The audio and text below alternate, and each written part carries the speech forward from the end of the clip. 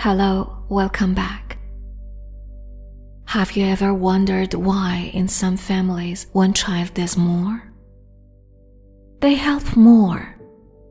They give up more. They take more responsibility. They try harder to keep everyone happy. But then one day, they finally say, I can't do this anymore. And suddenly, they become the selfish one, the difficult one. Why does this happen? Clinical psychologist Lindsay C. Gibson explores this question in her book Adult Children of Emotionally Immature Parents. The book is not simply about bad parents. Gibson focuses on emotional maturity.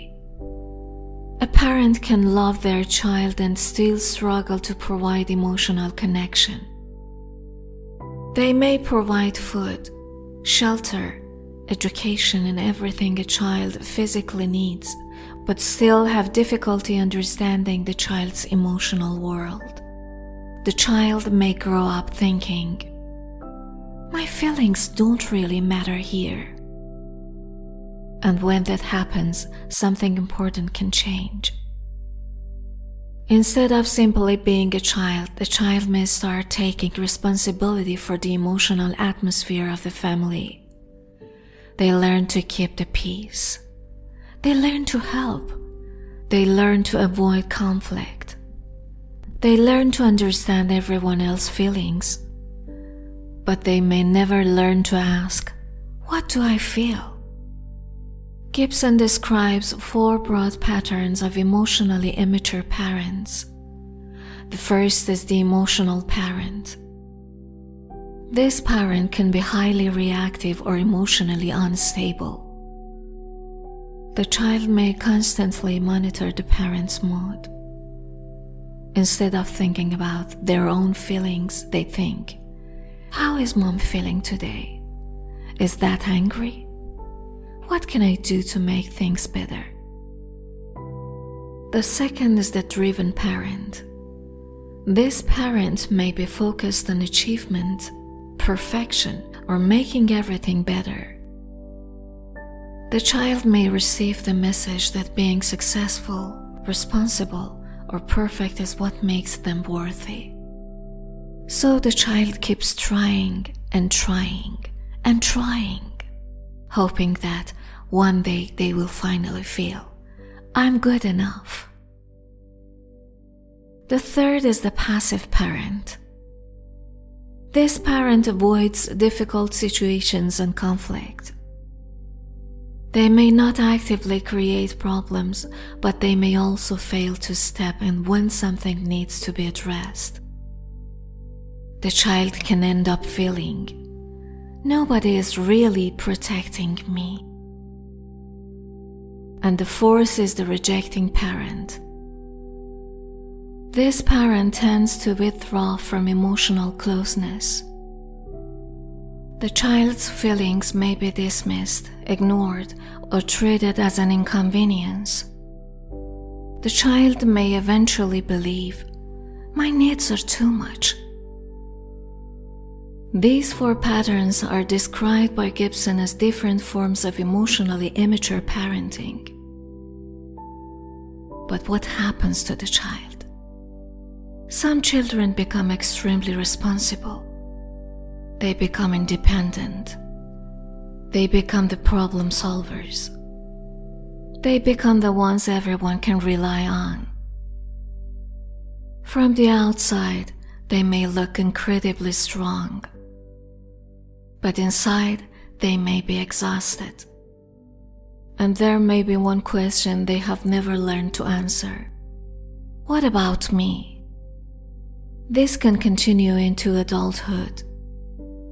They may feel guilty when they say no. They may feel selfish when they rest. They may feel responsible when someone else is upset. And they may automatically put other people's needs before their own.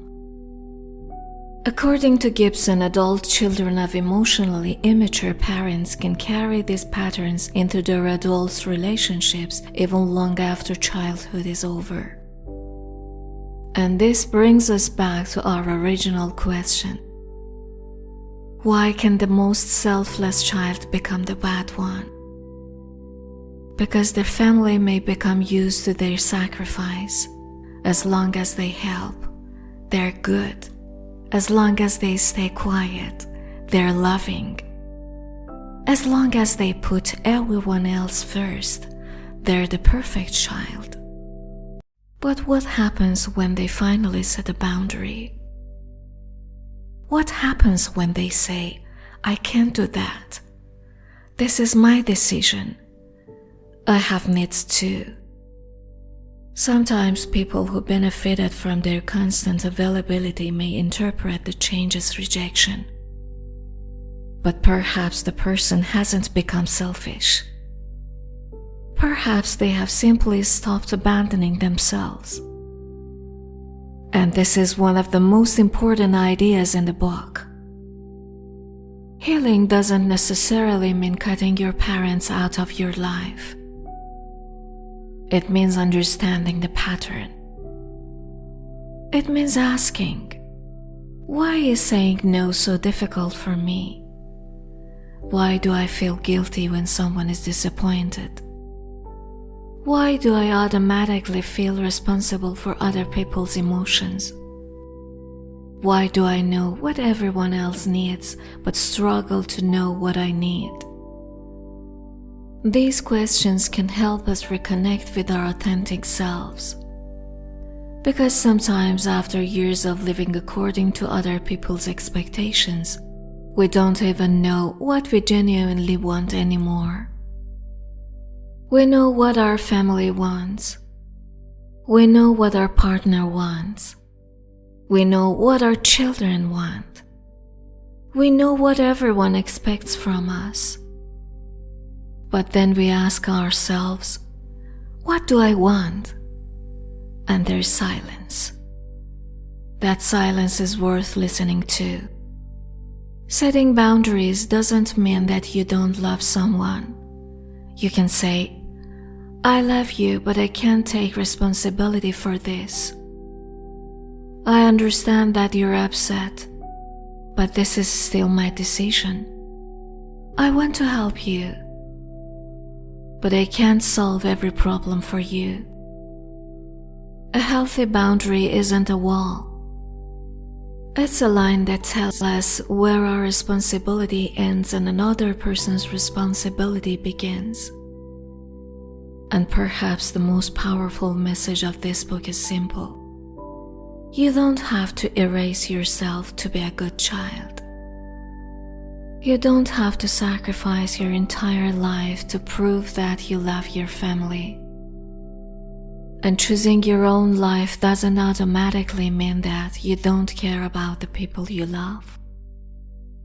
Sometimes it simply means that you have finally realized your life matters too. So if you have spent years being the responsible one, the helpful one, the understanding one, the one who always gives, maybe it's time to ask yourself one question. How much of my life have I chosen, and how much have I lived simply to keep everyone else happy? And maybe becoming emotionally mature means learning that you can love others without abandoning yourself. If you enjoyed this video, please like and subscribe for more book summaries and insight about psychology, relationships, and personal growth. And don't forget to share your thoughts in the comments. Thanks for watching, and I'll see you in the next video.